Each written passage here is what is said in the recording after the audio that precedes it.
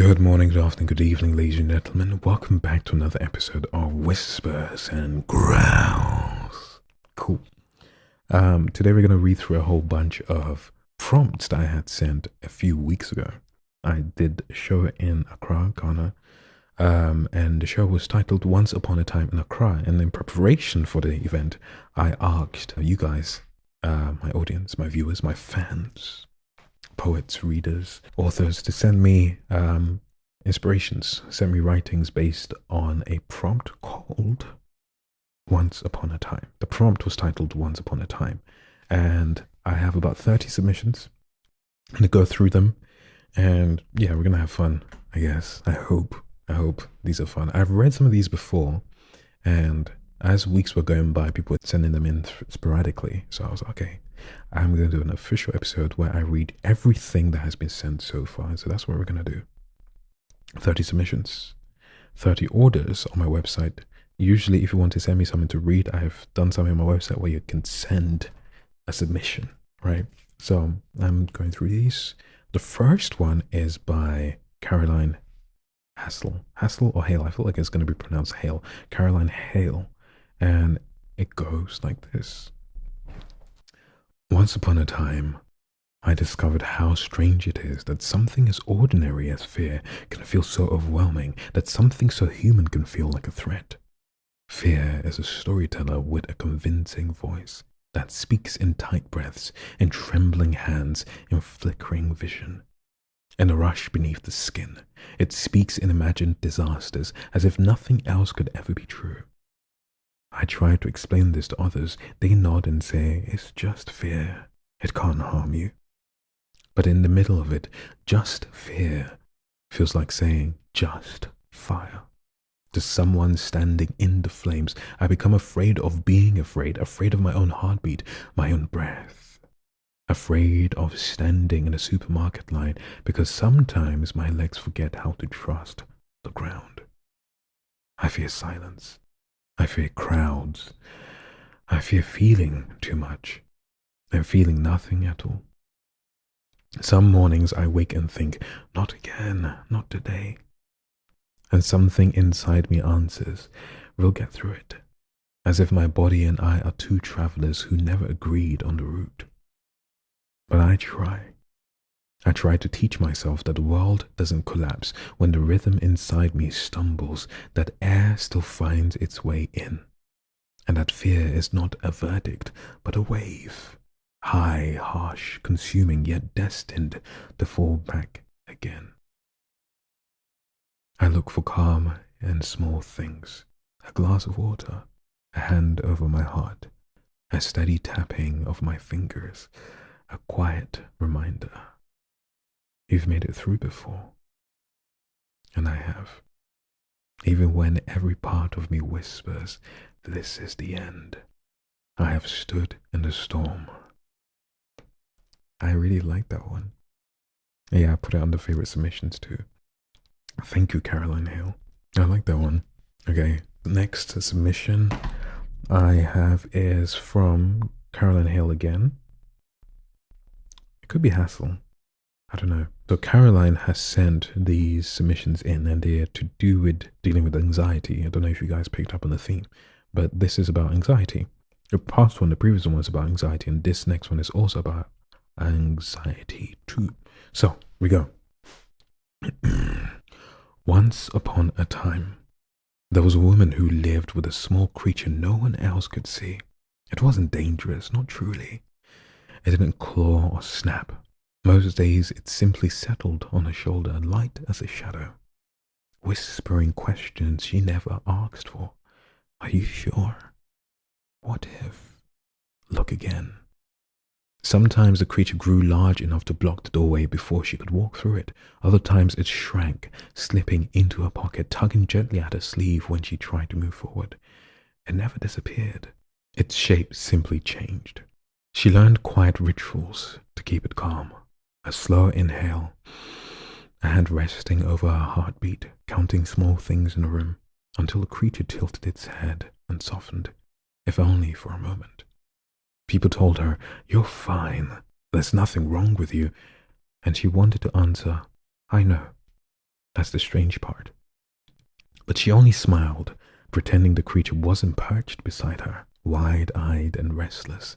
Some mornings it waited by the edge of her bed, other mornings it followed behind her, politely, as if trying its best not to get in the way. Yet, every day she rose, every day she stepped outside, and every day, no matter the creature's size, she carried it with a quiet kind of courage.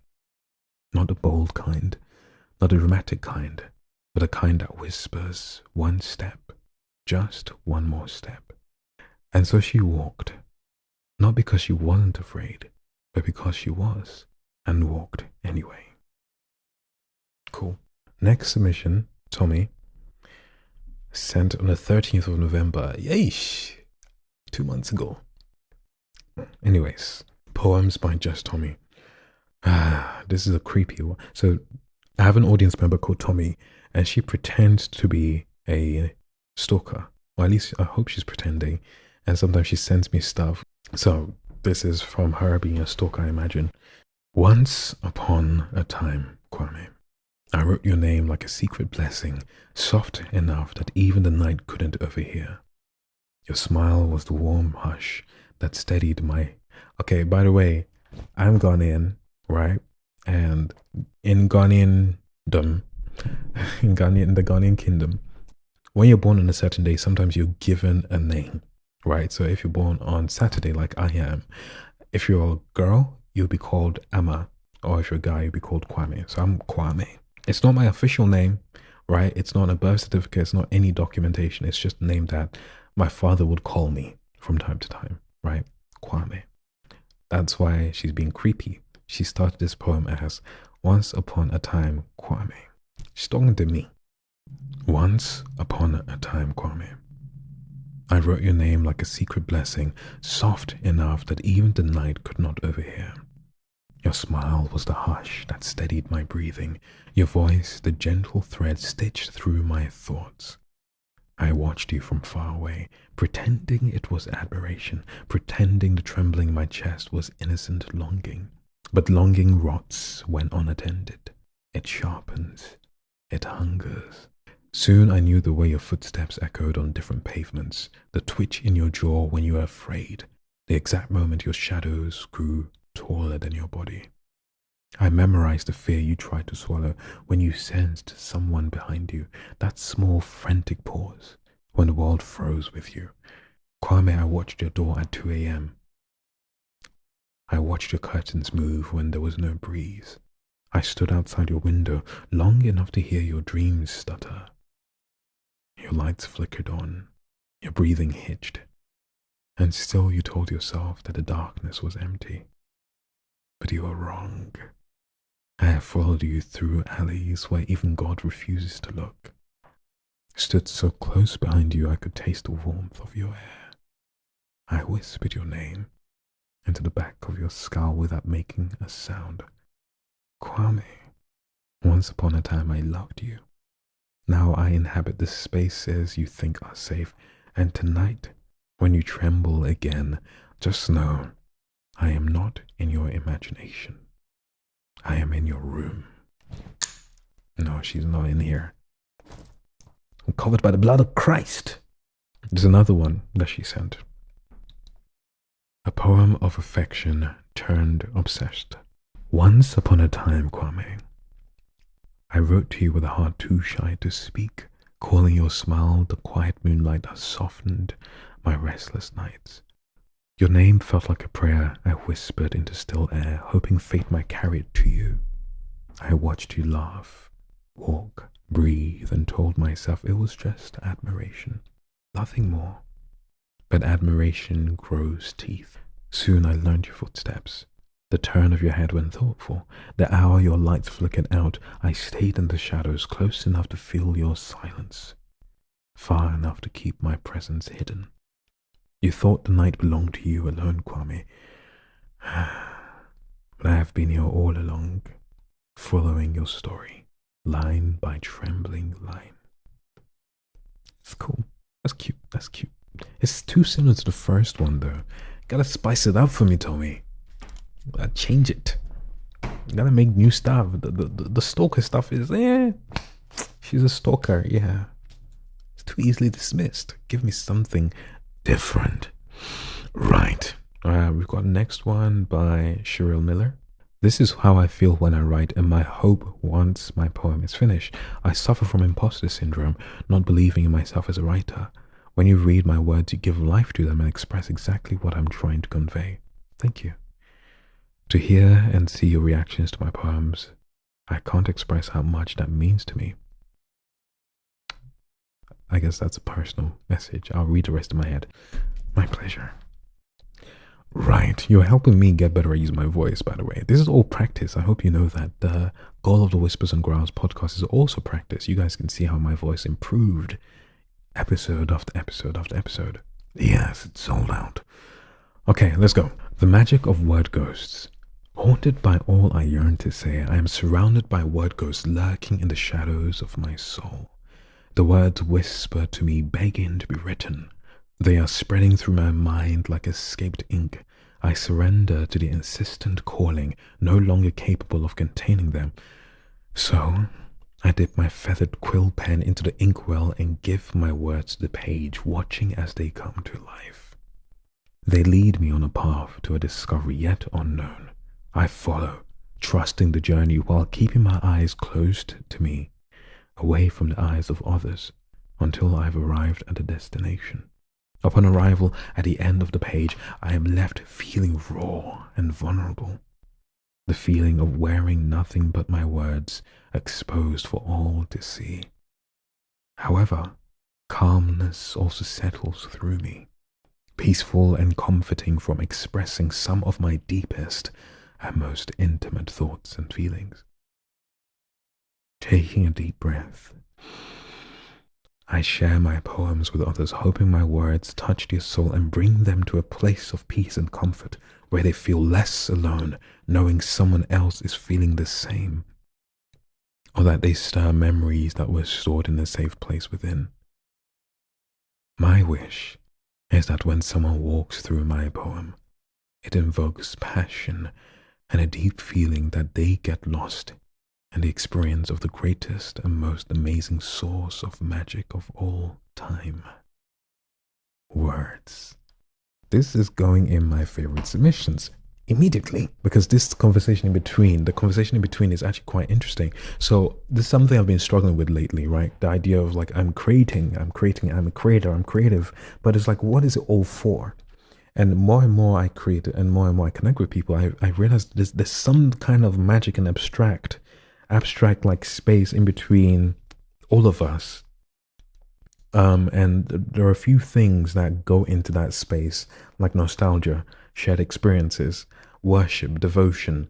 I don't know the name for all those feelings that we all share, those abstract things that tie us like existence more than just, we're here and now, right? But reading this is what, this is something like Shiramila, I think you're touching on it similarly.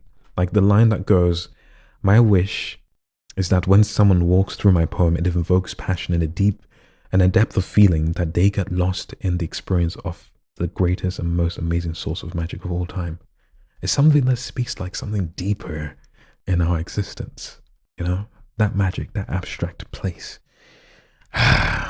Anyways, I gotta figure out how to craft that magic myself using maybe words, maybe a different kind of stuff. Right. Next one. Thank you, Cheryl Miller. Next one. Who's next? Utoba Precious. Once upon a time, I loved you without caution, as if my heart had never learned what breaking felt like. I believed in fairy tales, in softness that stayed, in hands that never slipped away. But time has its seasons, and even the sweetest stories have their endings.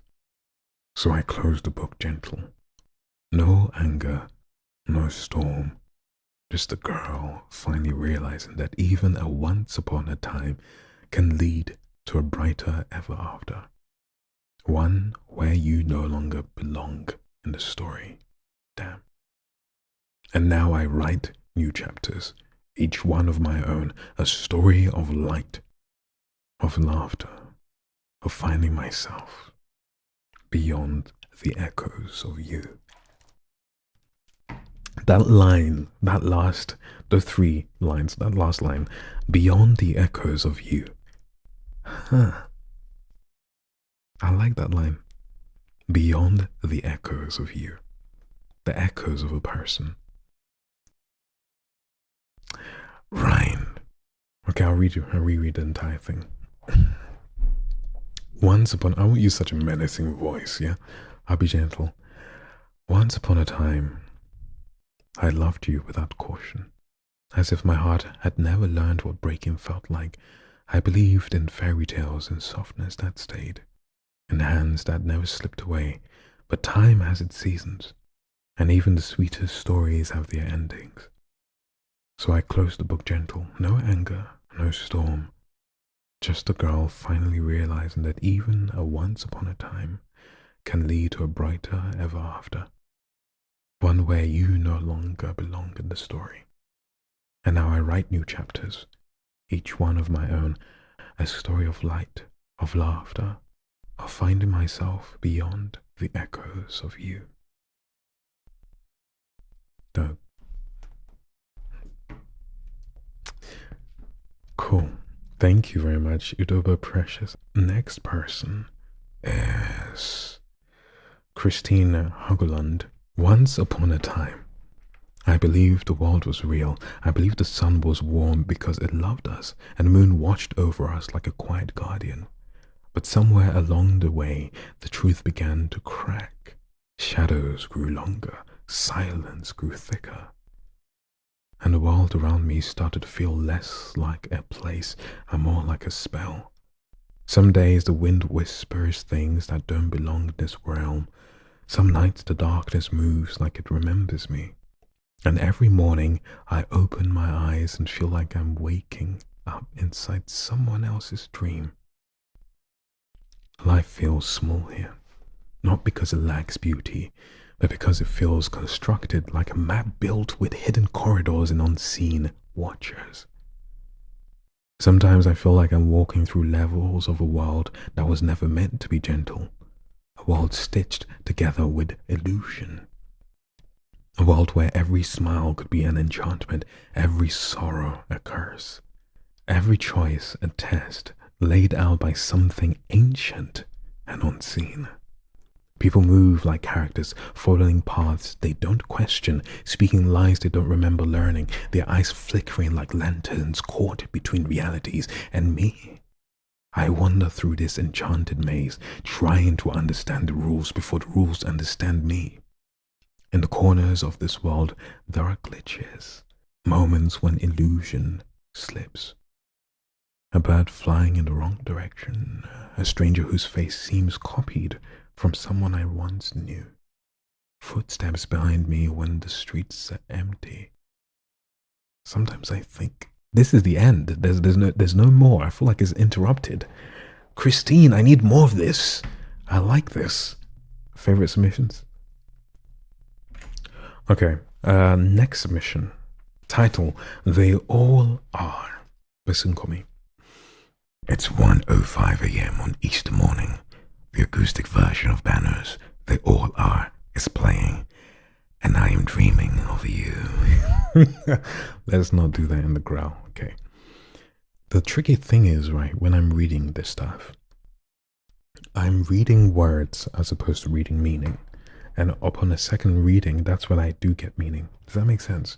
So I'm really focused on, like, okay, making sure I see the words right. But sometimes I don't realize the kind of voice I need to give each piece until I've like read it over and like, oh, this is what it means. This is what I'm feeling, right? It's 1:05 a.m. on an Easter morning. The acoustic version of Banners, They All Are, is playing, and I am dreaming of you. For the first time, I am saying the words that have tormented me for many moons. How can something that once brought me the most joy bring so much pain? How could something so real last only for a while?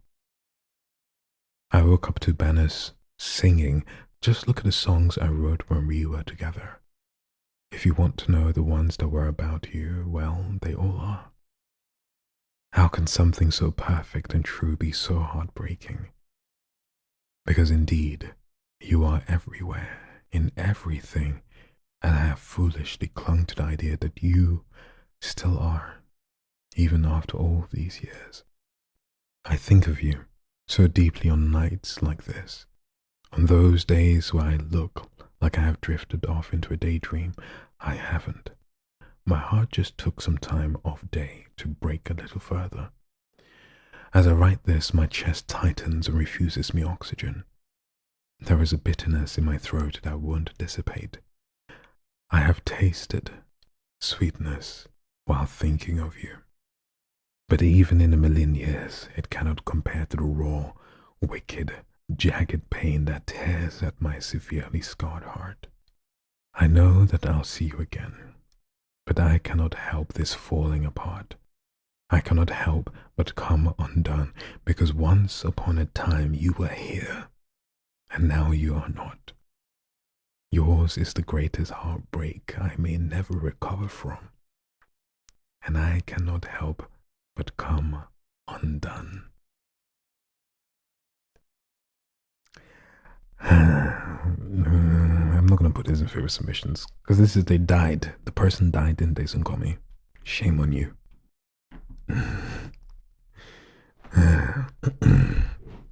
Alright, next one. The title of the poem above is The Stalker's Stalker. So she's written this in my perspective as though I am stalking her. So this is the stalker's stalker. Alright. Once upon a time, they called it obsession. But I called it perfect symmetry, the quiet rhythm between your gaze and mine, the choreography of two shadows pretending not to meet. You think yourself discreet, scholar of subtle glances, lurking through stories and posts as though invisible. Sweet, endearing, almost innocent.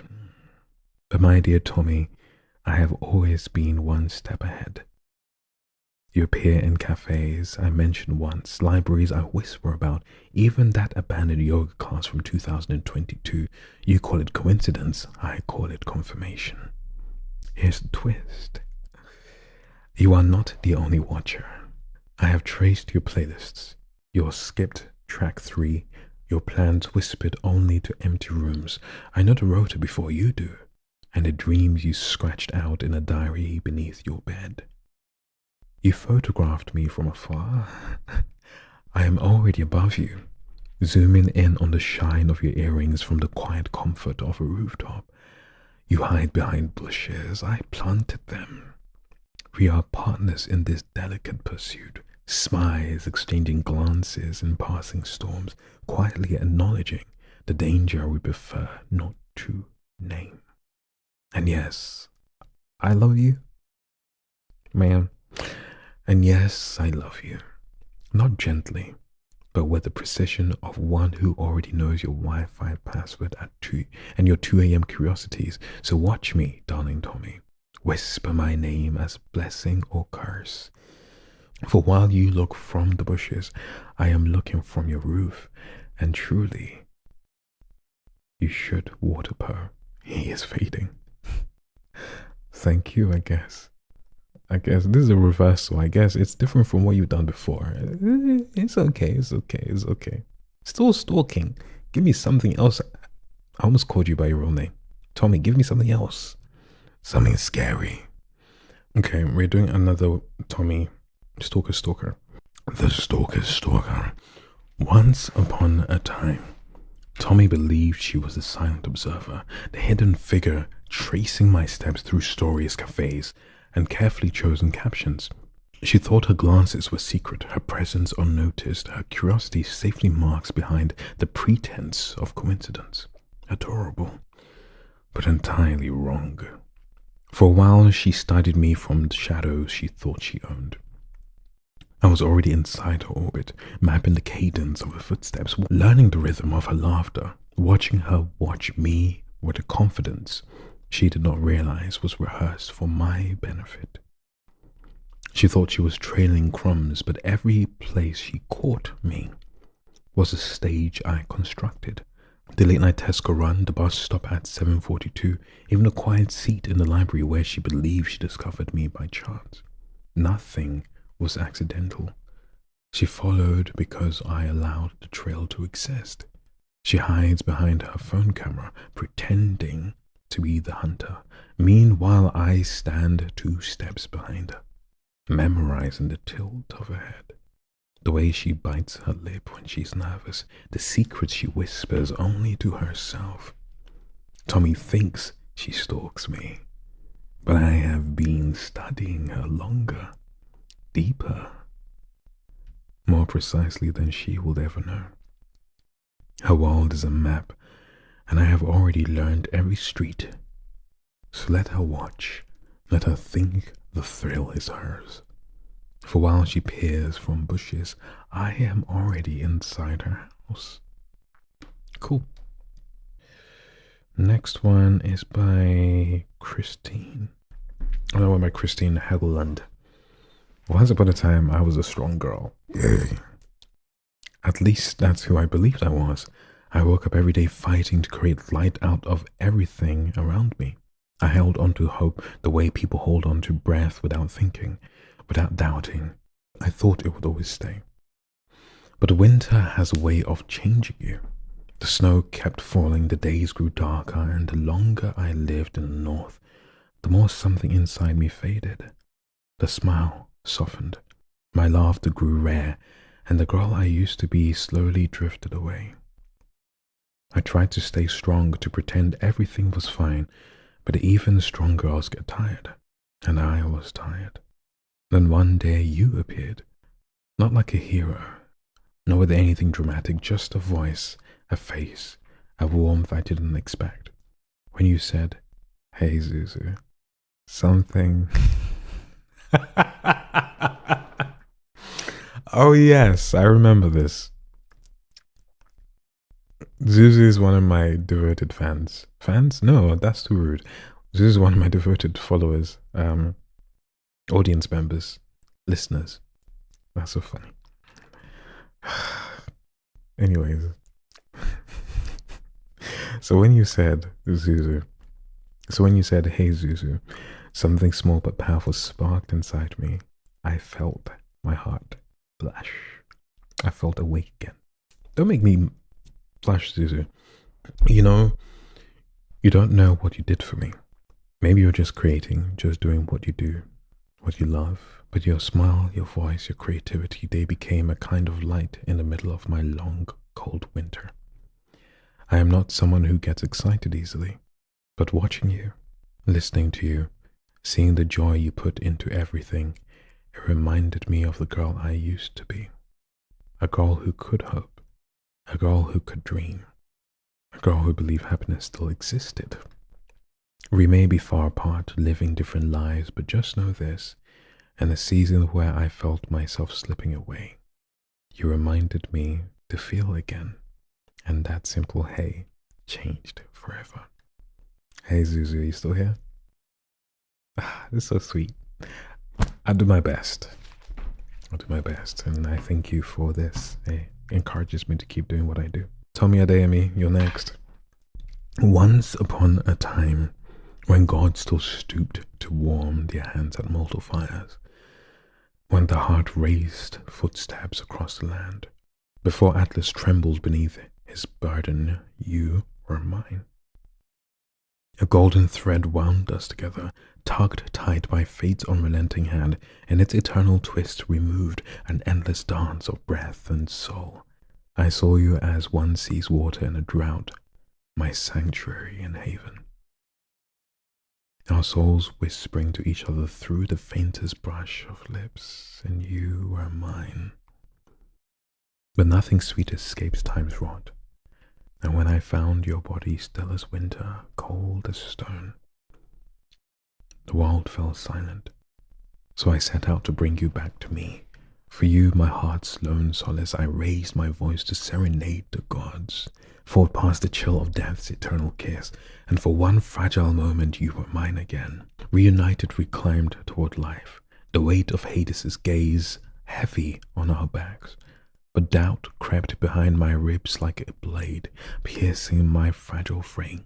We both knew how the gods delight in bending mortal hearts until they break. You must understand, I meant no betrayal. It's just that the world remained unbearably silent. No harp, no footsteps, not even the hum of your spirit answering mine, only stillness. My love, I feared you had slipped from me once more. I feared you were no longer mine, so I turned, desperate to see your face, to catch the hush of your breath in this dark. But instead I saw death reclaim its prize. Paradise, forgive me. I don't understand this. This is a part of something else, isn't it? But I feel like, Tommy, you really like the Greek stuff, don't you? I think this is not the first time you sent me something that references the Olympians and the Titans and the Greeks and stuff. Right, Jessica Isom, you're next. Okay, let's go. Hello, stranger. Hey, it's been a while. How are you? Oh yeah, that's good. Are you staying or passing? Okay, you know what? I'm going to do it like this. Pretend it's a phone call, right? Like, you know how Alicia Keys did the You Don't Know My Name? Hey, stranger. And do like, pretend it's like on one side I'm speaking to you. Like, this is like a phone call, yeah? Hey, stranger. Hey. It's been a while. How are you? Oh yeah, that's good. Are you staying or passing through? Okay. Actually, I thought of you the other day. All the times we used to do, the games we used to play. It's bittersweet, but that's just how it is. Or at least that's just what they say about the trips you take down memory lane. Alright, take care. Hopefully we'll see each other soon. Again, I watch you walk away. Again, small talk. Nothing deep. Heart slack in my chest since my pride wouldn't let my head hang. Again, I was too afraid. Again, I left the important things unsaid. I can feel your warmth, but then it's gone again. Can you please bring it back? But then, what do we do when it's just me and you? Spinning round and round again, dancing over words left unsaid, daydreaming of once upon a times, stuck in the world in my head. This could be written better. It could be constructed better. I feel like you could say more and do more still. I think you can communicate what you want to communicate stronger. I have a feeling. Right, who's next? Okay, we are now doing Tony Heslop. Once upon a time, she loved with everything in her and gave of herself, even when she felt she had nothing more to give. All to make others happy. She watched as they took what she offered without a thought of the cost to herself, and she delighted in being of use. She watched as what she gave was squandered and taken for granted, but still she gave more just to see the brief flashes of happiness in their faces. She gave until there was almost nothing left of her, and she had faded so much that she became invisible. As she watched from her unseen place, she realized that not one of them noticed her absence. She now knew that even while she was seen, she was still invisible to them, for their hearts didn't know how to love, how to give, or how to do anything but take. So she mourned their closed hearts and all that she had given of herself. She mourned the loss of herself as she faded. And her last whisper of breath, she sent out her hope that the next girl like her would have someone to hold.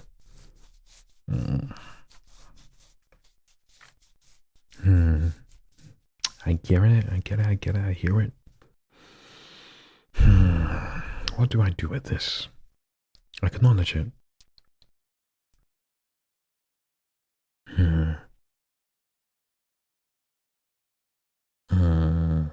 I'll come back to it later. Okay, next one. Soon coming, one more time from you. Once upon a time, I was a child. I remember lying on my mother's balcony, a cool breeze dancing on the side of my bare legs. I am unwillingly listening and drifting off to Fuji music playing from my mother's transistor radio. The music is occasionally interrupted by a rather over-enthusiastic presenter, dramatically speaking Yoruba, an already unbelievably dramatic language. I am waiting out a power cut, daydreaming in the night time. A lantern wick is flickering a few feet away, the faint smell of it going to my head and making my eyes droop. I remember professing the love loudly in my head for Ore. My lips did not move, but I sent out kisses to him through the air from my balcony, hoping he would feel it on his cheek, his forehead, and any other place it would feel nice. Then he would look at me in school the next day and just know. The next night it was Kolade, then Christopher the night after. I sometimes think about those simpler times, and I wonder what part of who I was then stayed with me and morphed into what I am now as an adult. The child who loved or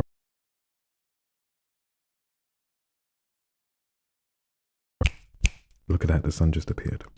I'm joking. So last night I was recording an episode. I was live streaming and my camera died, so I didn't get to finish reading everything that I was reading.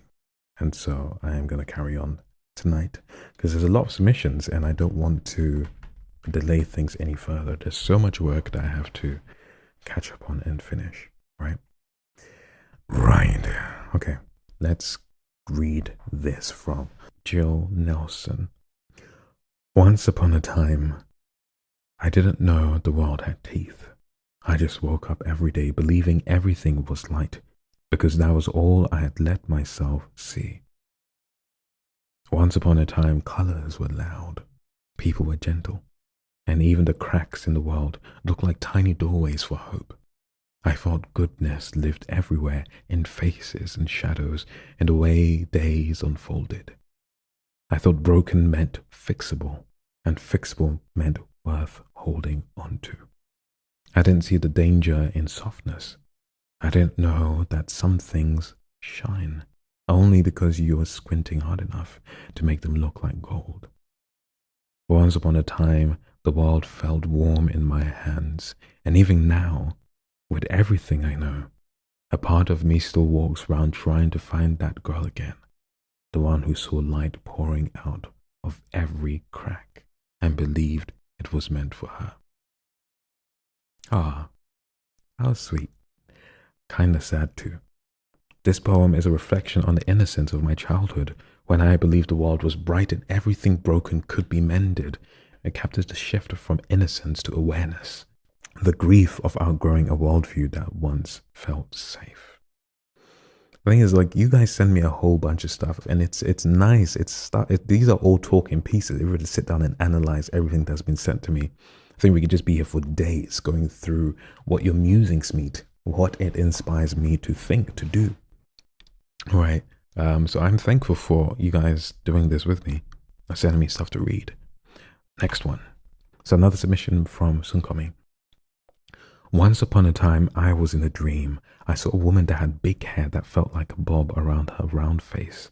Her neck had rings and lines around it. Her nose was small, but her lips were full. Her teeth were small and spaced. Her eyes were tiny, and they disappeared when she smiled. Her presence wasn't mine, but I knew she was me. In this dream, a man was at her door, but I couldn't see his face. She opened the door, smiled as widely as she could, and let him in. I was invisible. I was just a presence, so I followed him in. She showed him around. First, she showed him her heart, that this would be his home. But he was free to make himself comfortable anywhere else. She showed him her mind. And there, she wasn't all smiles, but she told him there will be an unraveling over time. She showed him her body, and she told him there will be time to explore it if he chose to make her heart his permanent abode. He held her hand and sang a song. She smiled from ear to ear, her eyes appearing to be closed like they usually do when she smiled. They walked back to her heart while she sang and she smiled. I moved away from them, hearing his voice and feeling her smile. I floated around, finding myself in her mind. There, the unraveling she spoke about had occurred. Things had changed, almost as if I hadn't been there before. I moved away from her mind and walked through her body. It had been transformed. Then I made my way back to her heart. It was still intact, save for a few scars here and there. I followed the sound of her voice and saw her at the door where she had let him in. There were 2 rocking chairs. She was smiling still, but now she had crow's feet gathered at the corners of her eyes, memories dancing in them, and her hair had grayed. She sang the song that was his repeatedly, while she rocked back and forth in her chair, holding on to the other. She was here, but he wasn't. She sang and sang to the chair, as though he was in it. He promised to never leave, and he didn't. Only now he stayed on as a scar on her heart. I woke up from this dream and realized I never saw his face. Ah, Sunkomi. This is your soulmate, isn't it, that you had a dream about? I hope you find them. It's like someone who's actually come in and actually stayed till the end of time with you. Well, today died, I guess. Okay, next one. This titled Depths of My Soul by Victoria Amechi Michael. And she says, it's a poem I wrote and a story behind the result of the travails I've passed through the recent week. Rhyme. Depths of my soul. My peace, the light I cannot hinder from my sight, the smell of old books and earth. It pulls embers of coal from within and burn bright, a far place where the storm stills and is lost in depth. Far on to the end of the night, tears fill the corners of my eyes and the scent steals my breath, tracing my fingers along every flower to intoxicate my mind with all my might. I'd rather keep myself at arm's length. Do you know what it feels like to fall in love again and again, just to fall out without a fight? It's a pilfer of unspoken things tossed into fire alongside your health. Scribblings of the pain etched into the flesh of emotions strung out and tied tight. I'd stare blankly into the sky to deceive my feelings to death. The leaves fell in autumn and each a reminder of a song and my plight. But the sky slowly transitions to night. Even the stars are never so lonely, and reality dawns on my mind in my sight. I've lived these moments 1,000 times in stealth. Now I cannot stop squeezing until my knuckles turn white.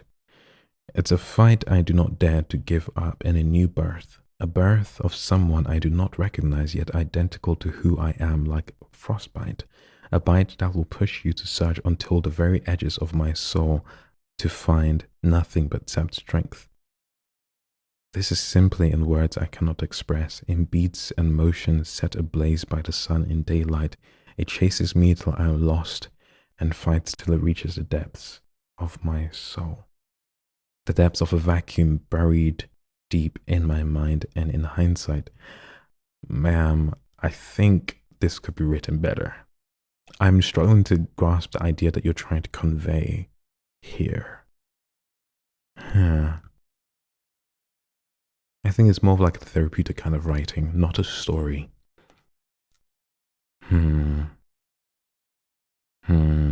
Okay, I'll move on to the next one.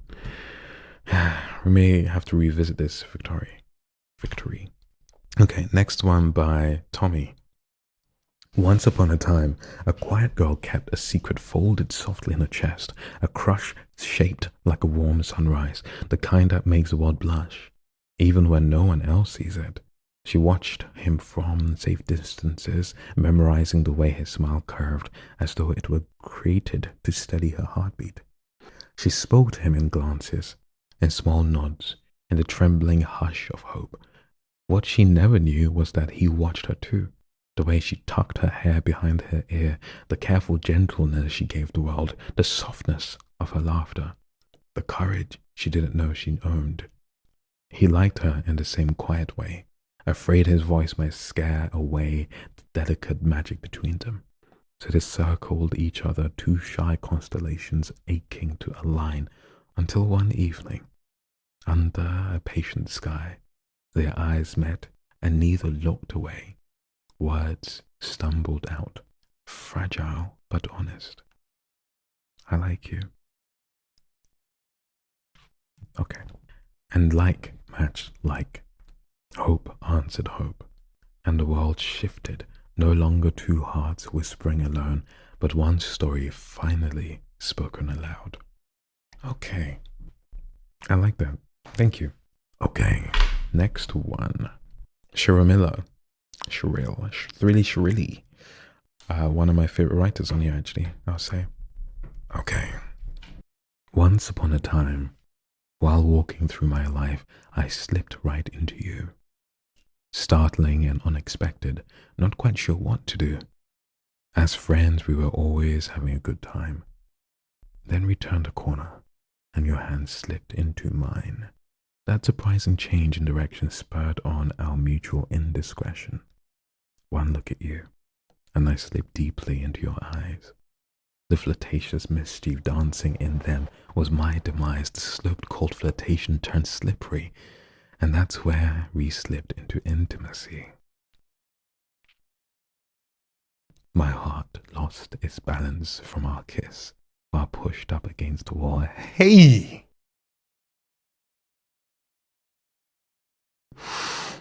One more line. I'm almost done. The heated passion between us turned the slip into a fall. Once upon a time. Okay.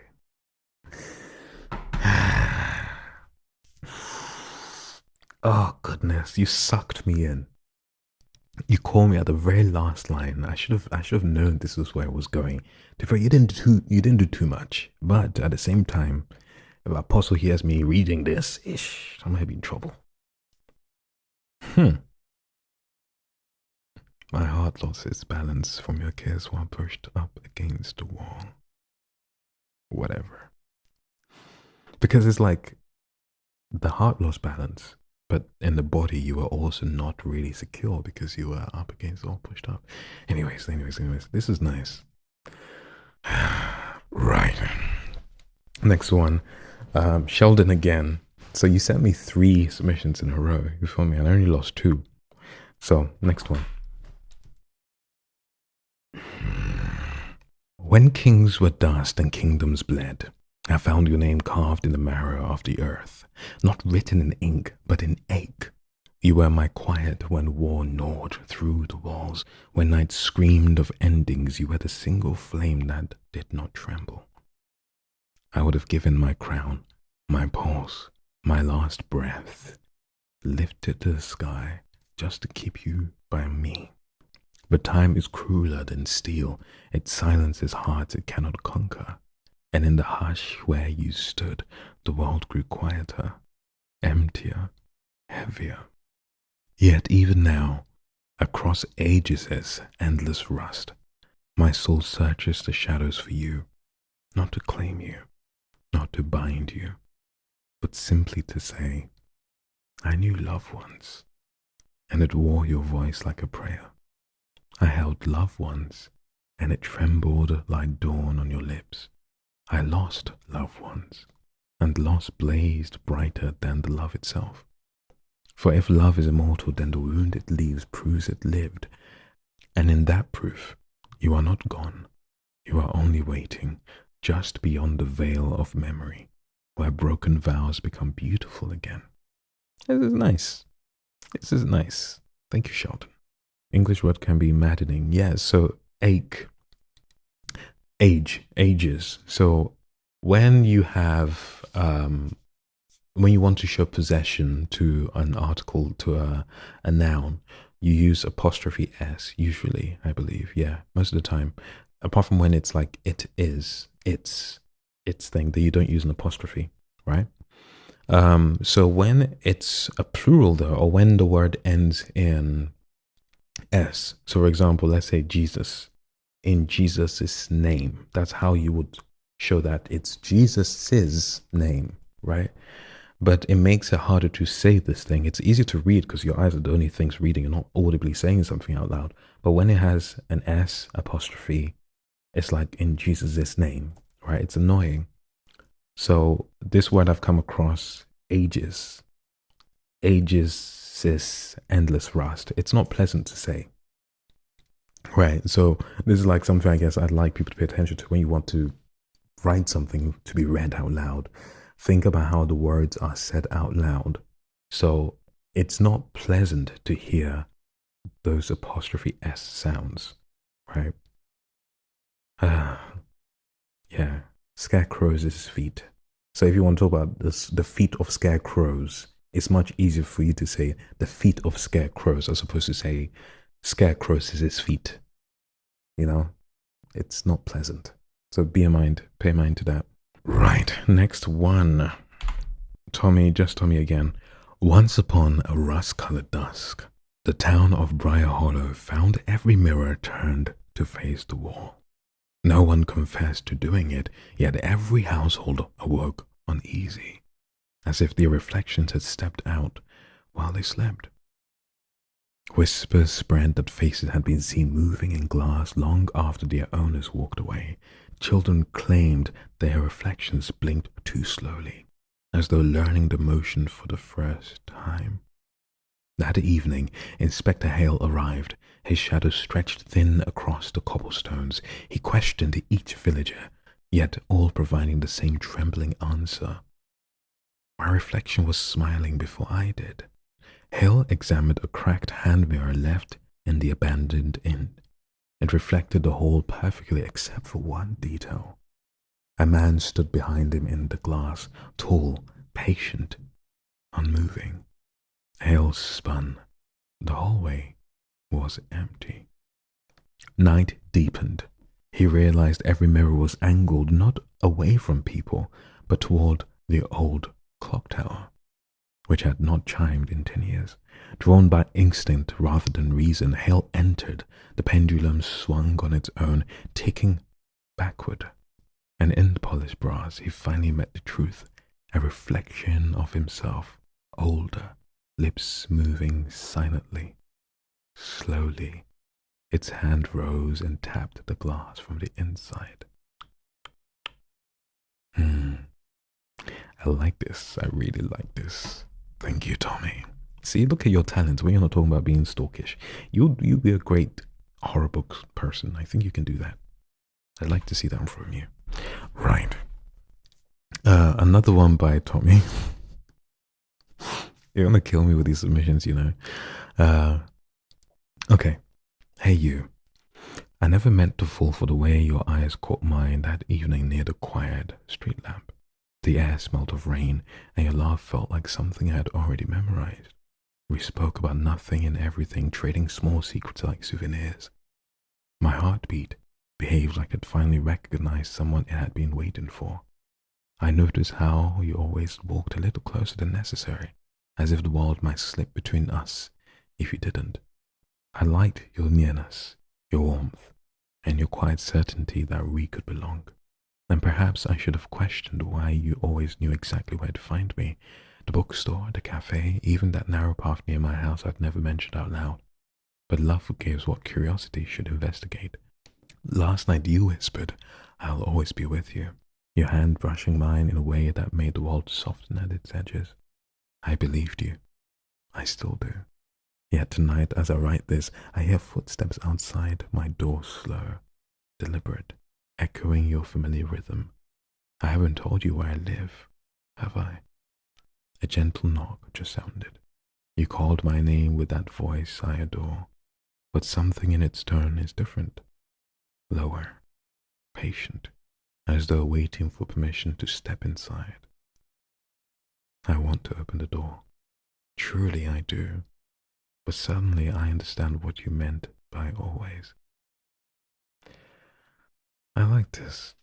You can do well that horror stuff, Tommy. Agnes. Okay. Next one. That kitty. Once upon a time. Okay. Once upon a time I was in love. Once upon a time I had the luckiest fate of meeting the most gorgeous girl there is. She smelled like flowers and vanilla, all the soft scents there are. Once upon a time, I found out the feeling I pondered upon wasn't my ulcer like it usually was. It was butterflies. I was having butterflies in my belly when I saw her. I wanted to see her every time. Once upon a time, I summoned the courage to tell her how my heart skipped several beats and my sinus rhythm was irregular at just the sound of her voice. Her laughter was soft and oh so sweet. Once upon a time, she fell in love with me too, and it was almost amazing. Okay, I'm anticipating that she's gonna die at the end. You guys always set me up. She's gonna die at the end, isn't she? Once upon a time, she fell in love with me too, and it was the most beautifully amazing thing to happen. It was the best 4 years of my life, the 4 years I'd willingly put on a loop. Once upon a time, it all came to an end. It hurt so bad, I felt my heart rip into so many pieces. It was all over. It was done. Once upon a time, I remained in love, still in love. The one girl for me, the one I hoped for. Once upon a time, gone away from me. The end. Gone away from me. But gone away from me sounds like she passed away. Okay, you guys need to stop this bad behavior that you do. Killing off characters. Yes, I'm gonna do a quick shout out because you guys keep complimenting this shirt, right? It's a really cool shirt found in a store called Game Clothing. It's in Accra, Ghana. When I was over there, I copped this. Actually, I bought 2 shirts. Technically, I bought one and they gave me the other one free. So, you know, customer service, A+. But yeah, if you are curious where I got the shirt, got it from Game Clothing, they're in the comment section somewhere. But yeah, check them out if you're in Ghana. Cool designs, cool patterns. Right, I'm gonna go because I'm at work. It's past 2 p.m. I'm gonna come back in the evening and read the remaining 4 poems or submissions or writings or whatever. So, it's been fun. Thanks for joining me this lunch break. But I am a working man and I gotta bounce. Be right back. Bye. Welcome back, everyone, to part 3 of the Once Upon a Time prompt.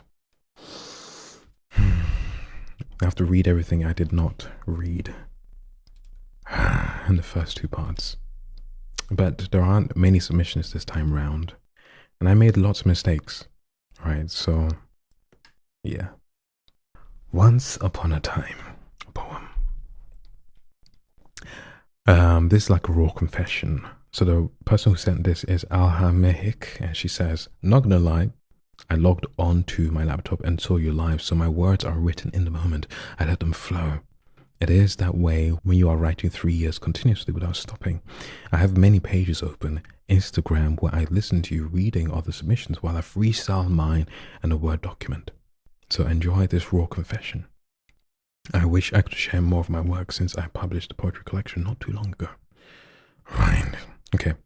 Take me back to the time where we could understand each other's silence. But now just trying brings us violence. And I wish my words resided in novel instead of harsh reality. Living in this hell and writing about it changes one's mentality.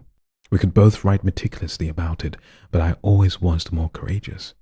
Borrowing sorrows from my heart and tracing them on paper sounds outrageous, but boy, when you're always immature, not only once upon a time, I had to say it this way for the sake of rhyme. My intention is not to publicly present you as a ridicule obedient. My words just flow when you give me the right ingredient, and you were the perfect measure, but the wrong choice. My poetry had an elegant narrative, but you gave it the final voice. And I said before, I don't really know what this means, especially towards the end. You gotta give me more next time, okay, Alha? Next one. This one, she gave me instructions. This is from Ositelu. Maya Ositelu in Nigeria. And she says, start off with a soft voice, then firm and honest, then closing with a powerful, self-claiming, convincing tone. I'll see what I can do. I'm already tired. Once upon a time, you and I were a story I thought I understood. A beginning that felt like fate, a middle that felt like magic, and an ending I kept rewriting. Because I wasn't ready to close the book.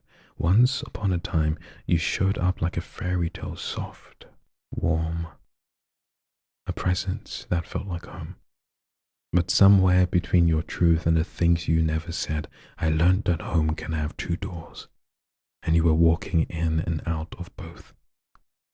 Once upon a time, I believed you were mine, but turns out you were everybody's chapter, a wandering paragraph in a story you never fully committed to.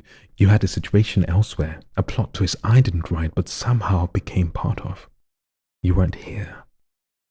You weren't gone either. You lingered, haunted, hovered, a ghost wearing a heartbeat, appearing when your other world fell silent, disappearing the moment it came and called your name again. Once upon a time, I thought love was supposed to be loud, but you taught it can be quiet too. Too quiet. Quiet enough to make me question everything, every time you left without explaining, every time you left without leaving. We were a glitchy connection, a hotspot trying to feed an open Wi-Fi, always reconnecting, always restarting, no password, no protection. Maybe because the password to us never changed, even when everything else did. Once upon a time, I confused haunting with holding on, but ghosts don't hold.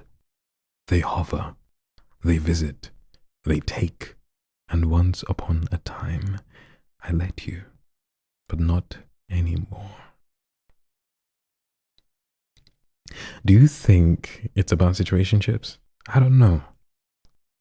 I think it's about someone who they were in a relationship of sorts and the person left and it's like keeps like, I'm still in your life, low key. I'm here, but I'm there, but I'm not really here. And okay, this is the last one, I believe, and it's the one that also gave me quite a bit of trouble. But it's from Saratu Joshua Pinder, and it goes like this. This is the one with run-on sentences. Eish, wish me luck. Once upon a time, I was a tiny fleck of dust floating amidst the dry Hamilton haze of my degree, wondering what I was or even who I was to begin with. What started as a thought eventually took form in life as I floated down the river Nagada banks across the densely populated Guanese slums. I thought to myself, what freedom I have to be able to float freely. Observing this mixed tapestry of arts made up of living trees, humans of all ages and ethnicity, green and yellow striped taxis, the call of the azan to prayers filtering through the mosque turrets, the honks of impatient drivers trying to make their cut for the day before ecomog thugs impound their cars. The bubbling laughter of children returning home from school while they stopped by to purchase Malam Gambo's popular cucumber strips with pepper, enjoying the cooling crunch of their snacks as their feet crunched the gravels lining the well-worn path. Sweltering sun causing sweat to glisten on the back of artisans and bricklayers in the 3 o'clock sun as they rushed to meet their daily target in view of the handsome pay connotating the numbers of blocks they were able to lay for the day. Hey, punctuation, oh, punctuation, pacho. Have mercy upon us. Let's move on. Yeah, guys, once again, punctuation is a very important thing, you feel me? Right? What might be easy to see with the eyes may not be easy to read with the voice and the lips and the tongue. Okay. Mum's sitting in the courtyard picking some black-eyed beans in preparation for dinner. Today she's making tugu and miyan kuka, Baba's favorite, and beans is the chosen protein because Baba's salary was late again. Alas, this was a picture of the Maiduguri I grew up in once upon a time. And we're done. We're done. Yeah, we're done. My throat is dry. It's been like a little bit of a marathon. I don't think I'll do it again. Low key, real low key, real low key, right? I don't know if I'll keep doing these submissions again, right? I was thinking about it. Because as fun as these are, as fun as they can be sometimes, and I get some really, really good works, I also get a lot of voice that's like, Why you make me read this? You could have done better while writing this. You could have given me some peace. You could have given me some kind of like, you know, some joy. You know? So I don't think it's sustainable as well. Plus, the amount of work that I have given myself and I keep doing, I don't know if I can also do live streams on Thursdays and Sundays. Gonna have to pick one day. It might have to be a Sunday. I think Sunday's a cool day. But yeah, why don't you filter them out? I still have to go through them to filter. It takes time to filter them. But also, I don't like rejecting people, you feel me? I don't like, I'll have to get someone who picks out good submissions and says, okay, now you can read this. But it's a very interesting infrastructure that I'm trying to figure out, right? Because I could do it such that only Patreon members send me submissions and I read them. Those are like my core, like the people who actually really care about what I do. And they're sometimes writers, or they care a bit more about this entire thing. So their writing is a lot more thought out. And when I do paid submissions too, I think people do send better work. But when I make it free like this, I get anything. And that's fine. But it's also tricky to filter out for quality. I want to make this entire space accessible, but it's also probably not very sustainable to keep going as I have been so far. Anyways, we shall remix. We shall think about how things go forward in the future. Everything always improves, no? Okay. Right. Especially some people hog the email lines and just keep sending me poetry over and over and over again.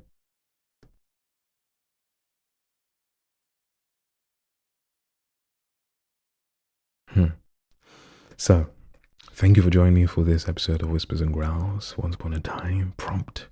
I hope you enjoyed yourself. I hope you had fun. I hope you relaxed. Whatever I did for you, I hope it was good for you. Okay, I'll catch you in a bit. Stay alive. Bye.